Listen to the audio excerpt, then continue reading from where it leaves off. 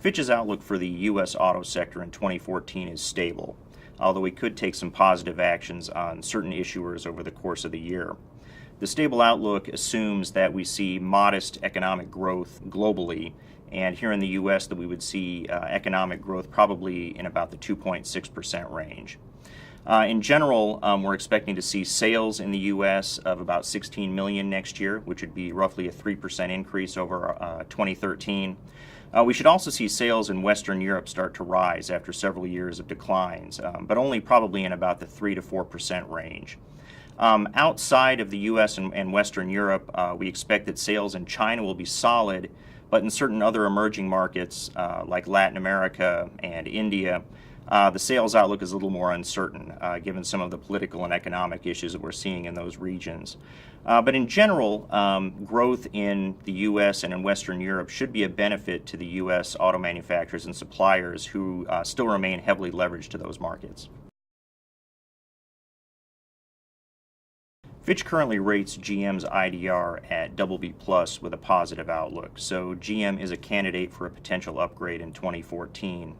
There are a number of things we're watching at this point, though, that would play into any potential upgrade of the company's ratings. A key aspect of it would be the downside scenario. In particular, we want to make sure that if we do upgrade the company in 2014, that it would be able to withstand another downturn without us having to downgrade it back into high yield territory. So that's a very key point. And we want to make sure that the company maintains cash and credit facility position in total of about $25 billion. So that's a key point for us to watch as well. Other things that we're watching at this point include the company's North American EBIT margins.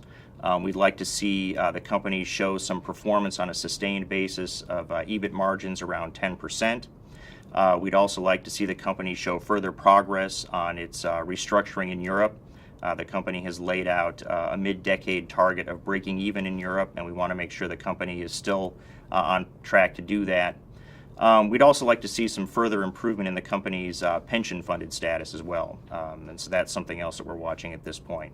So the company is certainly a candidate for an upgrade next year, and that could potentially happen in 2014. Assuming that global economic conditions remain modestly positive in 2014 and that we do see GDP growth here in the U.S., our expectation is that U.S. auto suppliers and manufacturers would continue to focus more of their cash flow on returns to shareholders. Since the last downturn, we've seen a lot of progress on reducing balance sheet liabilities. Debt positions have come down, maturities have been pushed out. We've seen improvement in pension obligations, and so a lot of that work has already been done. We also expect to see some elevated CapEx next year as companies continue to grow out their international footprints and potentially some limited merger and acquisition activity around the margins. But in general, we expect to see probably more cash going towards dividends and potentially share repurchases next year.